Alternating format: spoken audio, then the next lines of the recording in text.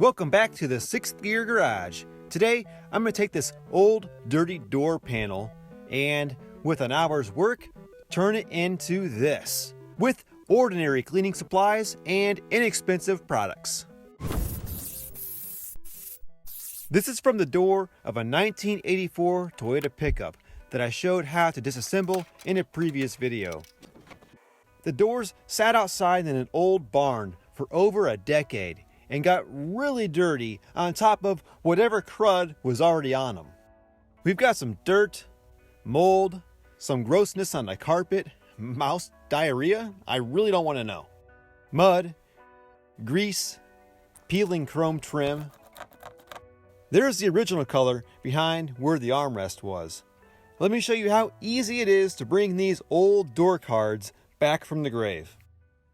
I like to start with the vacuum and a brush attachment. This will help suck any loose dirt off the surface before I start doing any cleaning. That already helped, especially on the cloth areas. However, there's still some stuff stuck in the carpet, so I'll get that out with this guy. Now I have a wet towel. Not dripping wet, but a little more than just damp. I'll wipe the cloth area first, so I don't transfer any of the other dirt from the vinyl areas onto it. Ew. Yeah, that picked up some dirt. Find a clean spot on the towel and go over the cloth one more time. Now I'm good to wipe down the vinyl areas. Vinyl is a non-porous surface, so the dirt comes off a lot easier. That's just from this little area. I'm getting in those recessed areas with my fingertips.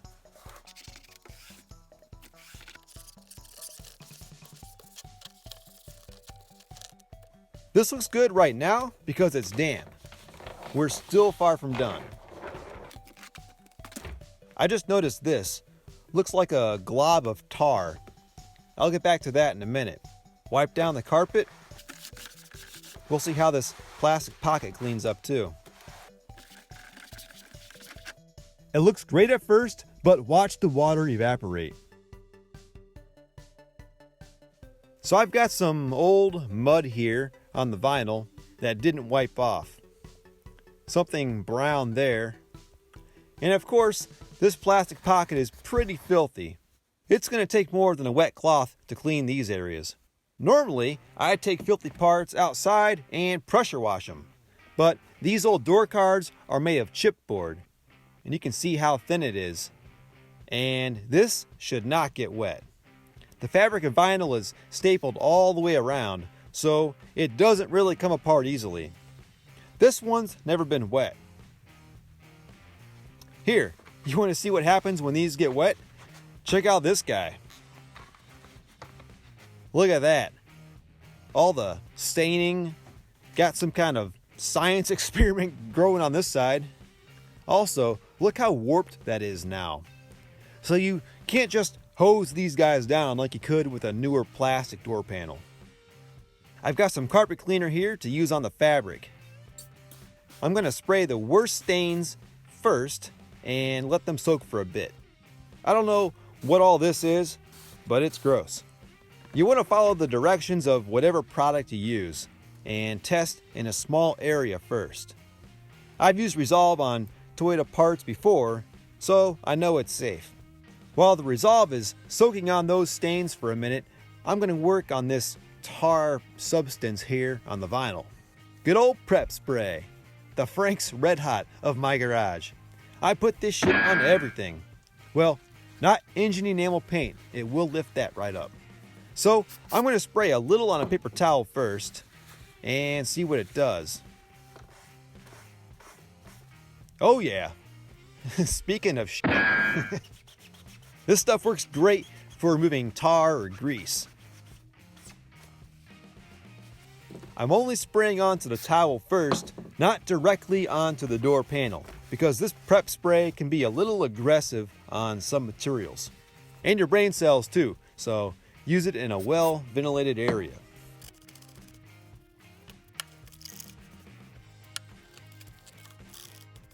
Well, I got the tar off, but unfortunately it stained the vinyl. I don't know of anything that'll remove that stain.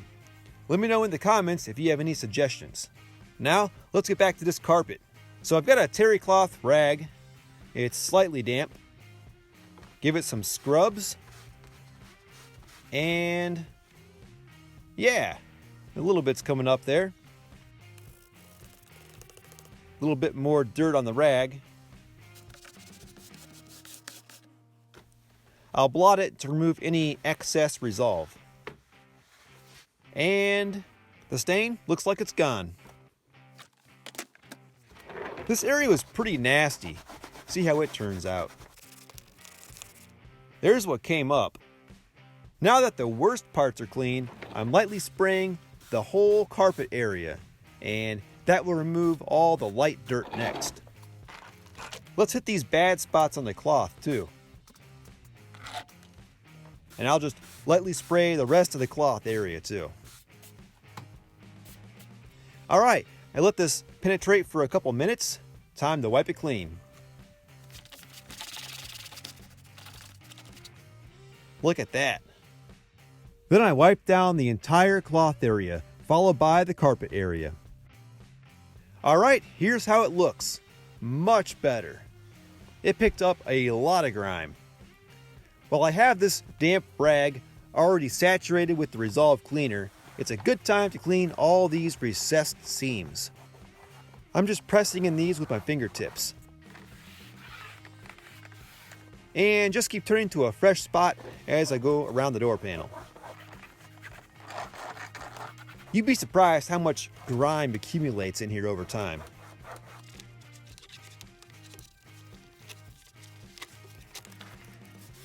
Get in here with my fingernails.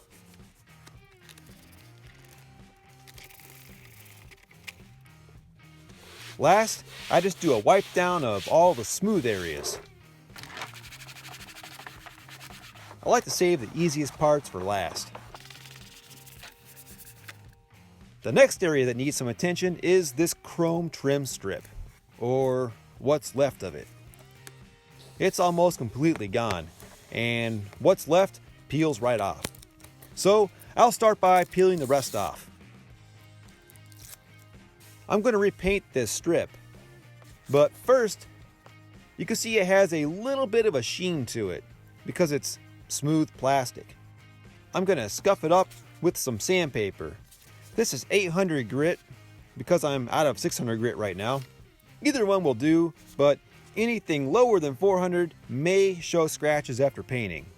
There's a slanted edge here, then it's beveled on both sides, and the wide surface is on top. The bottom edge is right next to this 35-year-old cloth, so I'll be careful sanding that.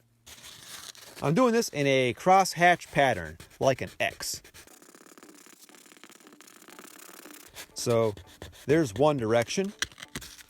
Then I'll switch hands. And now the other direction. I know it's easier just to sand straight across the length of the trim, but sanding in a crosshatch pattern will scuff the surface better. And this top surface matters the most because it's the one that's going to see the most wear over time and will be the easiest to get scratched. So scuff it good. I have the top done. Now for this bottom edge. I put some tape down to protect the door panel from the sandpaper when I'm scuffing that bottom edge. See? Now I can do this and only scuff the edge of the plastic. This is so thin, I'm just sanding it across long ways. All done sanding.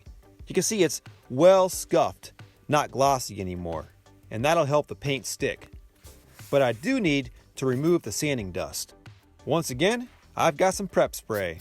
Just spraying a little on a paper towel, fold it up, and just wipe with my finger. Get those tiny edges with my fingernail. Removed any sanding dust and some dirt too. I've got a brush and cardboard here and some chrome paint. It won't spray chrome exactly like this cap, but it is a very fine metallic silver. Put a few squirts in here.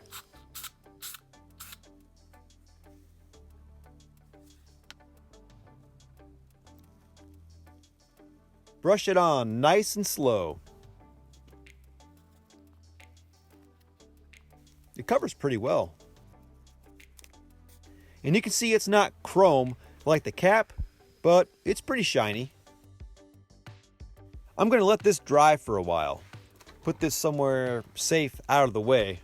And we'll take a look at some of the other parts from the door. Window cranks, door handles, and surround trims. And the armrest. These cranks are faded, and when they get like this, you can just scratch them with your fingernail and they get darker again. I'll get back to those. The trim surrounds are actually deteriorated from the sun. Scratching those can do more harm than good. The door handles you can scratch and get some of that color back. I've got the armrests here. Pretty gross. But these are easy to clean up. First, I wiped everything down with a damp cloth to remove as much dirt as I could. Look at all that dirt in there. I've got my brother's toothbrush here.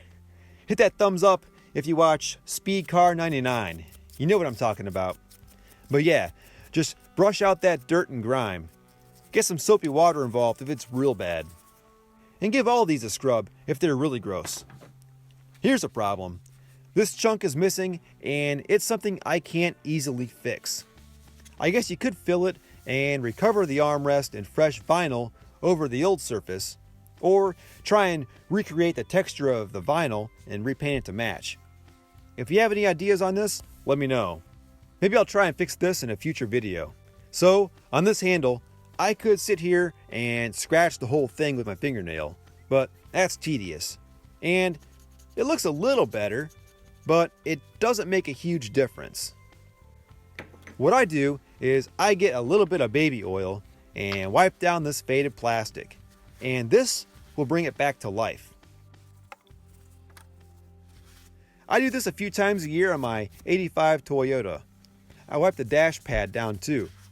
I figure if this stuff is good for babies, then it's safe for old interior parts.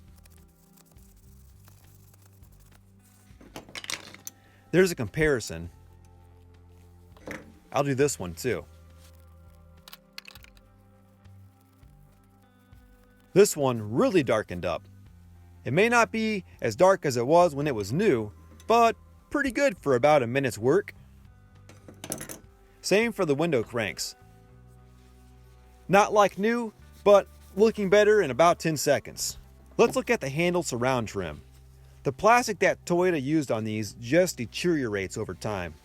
So the baby oil isn't going to do a whole lot. You can scrape them, but when they're this bad, you'll be removing a lot of material. But you can see that does bring out the original color. It'll just be rough and uneven from all the scratching.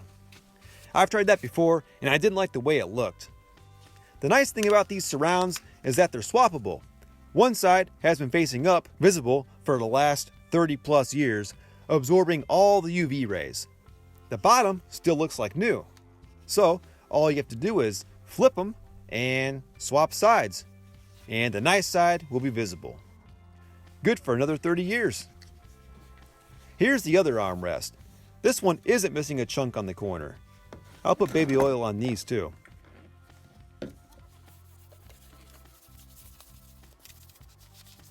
Every square inch. That brings back some of the deep original color and helps prevent it from drying out. Just reapply it a few times a year to keep it looking like this. Let's get back to work on the door panel. So, a damp towel did nothing on this plastic pocket. I've got this restroom cleaner, which I think is pretty much a tile cleaner. It works well on this kind of stuff. Try some on a rag first to see what kind of dirt it takes off.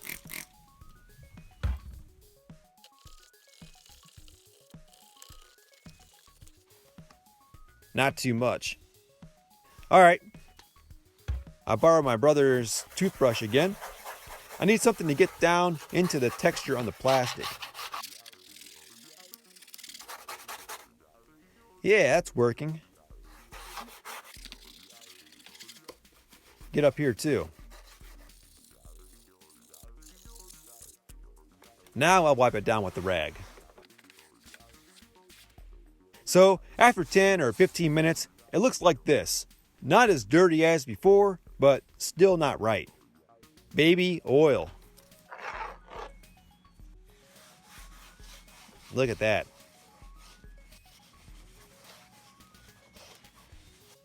It's so satisfying, like staining wood.